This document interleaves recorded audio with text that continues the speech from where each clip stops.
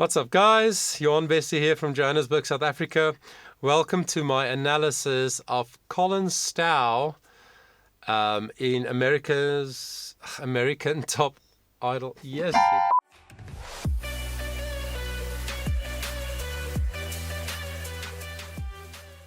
What's up, guys? Johan Bessie here from Johannesburg, South Africa. Welcome to the channel and welcome to my analysis of Collin Stough singing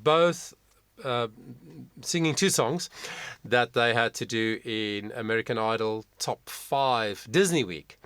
So the one song they had to choose from a Disney movie, and he chose to sing Real Gone from Cars. So we're going to check that out first, and then after that we're also going to listen to his Mother's Day connection song that he chose. So let's see how Collin went.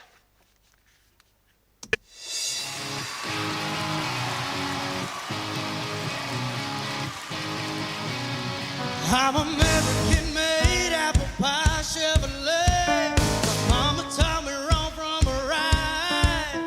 I was raised in the South, you know I have a big mouth when I see something that I don't like. Slow down, you're gonna crash. Baby, we were screaming, it's a blast, blast, blast. And look out, you got your blinders on. Everybody's looking for a way to get real gone, real gone, real gone.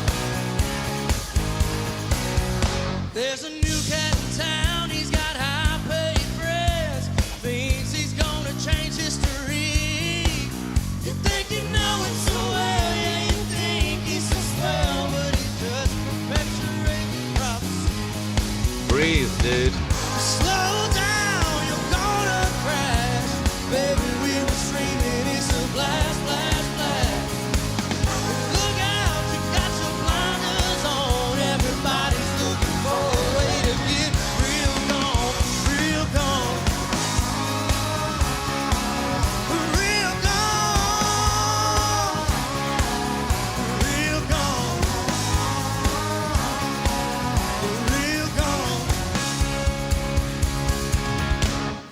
Slow down, you're gonna crash. Baby, we were screaming, it's a blast, blast, blast. And look out, you got your blinders on. Everybody's looking for a way to get real gone, real gone, real gone, real gone.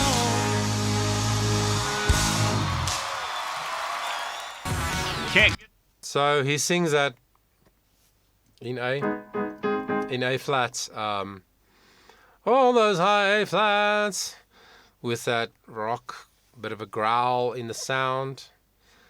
He sings it so naturally, so natural and freely. Again, he sings to me like someone who maybe he has had training, but he sings like someone who hasn't been trained. It seems like it's all just raw, natural instincts, the way he sings. The thing is, for me as a vocal coach, I see slight inconsistency. He sings well, but I see inconsistency. And I hear it, obviously. See meaning hear, inconsistency in his sound. So, but almost all the high A flats were beautifully in the pocket. Such an instinctive way that he sings. Just a great natural talent, if you want to use that term. I think it was a good choice for him. I think he was deliberate, obviously, in choosing not to use his guitar, but sing this more sort of a rock, almost country rock, I guess.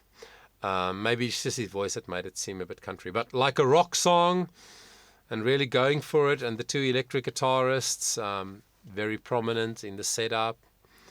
No, I think it was good. I think he did well. I keep forgetting that he's only 18 as well. Very young. I mean, I talked about Tyson Venegas being so young and 17, and the other girls who were like 16, so young. But 18 is still very young. Still just a teenager, So I think his confidence has grown. I think his stagecraft has really developed. And I think he chooses well. One of the biggest factors in his success, I think, is that he seems to choose good songs for his own voice and the way he wants to do the song. So, yeah, good job. I told you, my audience, in my previous analysis of him, that I'm a little bit surprised that he's even made top 10, let alone top 8 and now top 5. And I just heard this morning that he's now in the top 3. He's in the final 3. Out of all the thousands of people who auditioned and the hundreds who started in Hollywood Week, he's one of the last 3. I'm surprised because I don't think he's that good compared to many of the other singers in the competition. But people vote for who they like and who they connect with. And obviously people connect with him, his style, him as a person, maybe his voice. Yeah. So I'm happy for him. I'm just a little bit surprised vocally. And then for his Disney song, he chose to sing Nobody Knows by the Lumineers from the remake of Pete's Dragon. Old Disney movie, Pete's Dragon, which they did a remake, 6-7 years ago. Which I thought was an interesting choice. When I saw Pete's Dragon, I was like, what? Because I remember the original. That's the one I know. I haven't seen the other one. But then the Lumineers, sort of guitar-driven type of sound, I thought, this is probably going to be good. So I haven't watched this whole performance. So here we go. Let's see how he did there.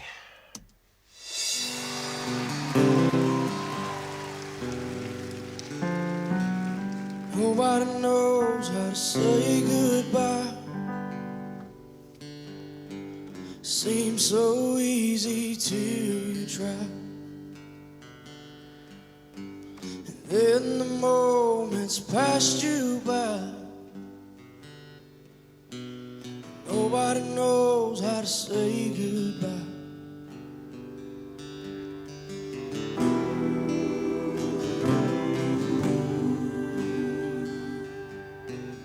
Nobody knows how to get back home. And we set out so long ago. Search the heavens and the earth below. Nobody knows how to get back home.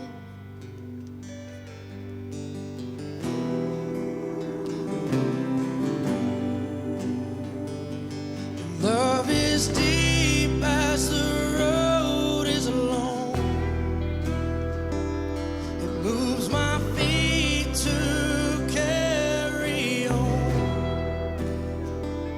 It beats my heart when you are gone. Love is deep as the road is long.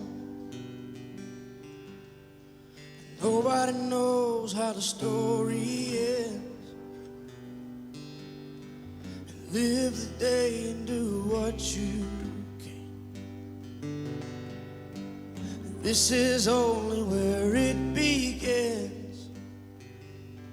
And nobody knows how the story ends. And nobody knows how the story ends. Can't get enough.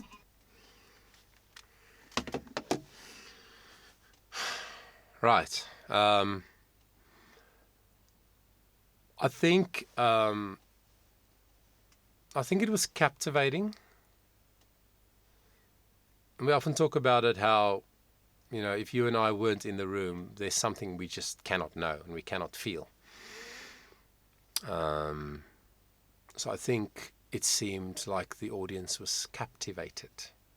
The judges, they were very. I'm sorry, but every time I look at Katie in that stupid Mrs. Incredible costume, it just annoys me. Sorry.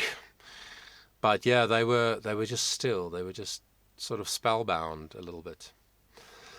Maybe spellbound is too strong a word, but you know what I mean. So I think kudos to him, to Collin, for captivating people, mainly just his guitar. There was a little bit of Hawaiian guitar in the background, and of course, again, the beautiful backing vocalists who do such a brilliant job. But he never felt settled in the key for me. And this could be a sign that he's not trained. Obviously, it didn't bother the audience. It didn't bother the judges. Maybe. But he overpitched a little bit. Most of the song. It's only when he went to the high G, where his voice just shines, that he was secure. Da da da da da. When he went there that one time, beautifully secure, but almost for the whole rest of the song, he was slightly over-pitching. That means singing a little bit higher than what the notes actually are. I don't think it mattered because it was so emotionally connected. I didn't get the backstory. I'm sure there is a story why he chose this song. But yeah, it bothered my ears as a musician. Excuse me, and as a vocal coach, it bothered me a little bit, but I think he did well. I think this probably, apart from the pitch issue, for me was the better of the two performances.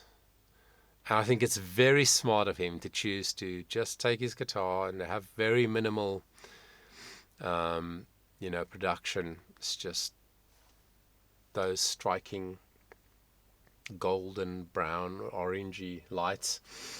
And just him and his guitar, just authentic, just real, just still and very focused on the lyric. And I think he did well. So who's to say that Collin Stough doesn't become the American Idol? Because I found out this morning it's him, Ian Tongi, and Megan Danielle as the top three, the final three. So 2 country singers. That's interesting. And then Ian with his just absolutely adorable, lovable authenticity. So yeah, it's a very interesting final 3 for me, and we'll have to wait and see what happens. Thank you for spending the time with me. If you love Collin, you need to vote for him.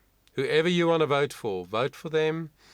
Don't assume enough people will vote for them, because that might be the difference between them going through / winning or not. Until we speak again, please take care of yourself. Before you go, let me just take an opportunity to remind you of my Patreon page, Charisma Performing Arts Patreon page.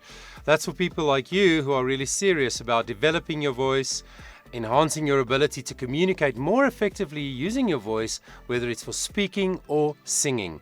Patreon, check it out. The link is in the description.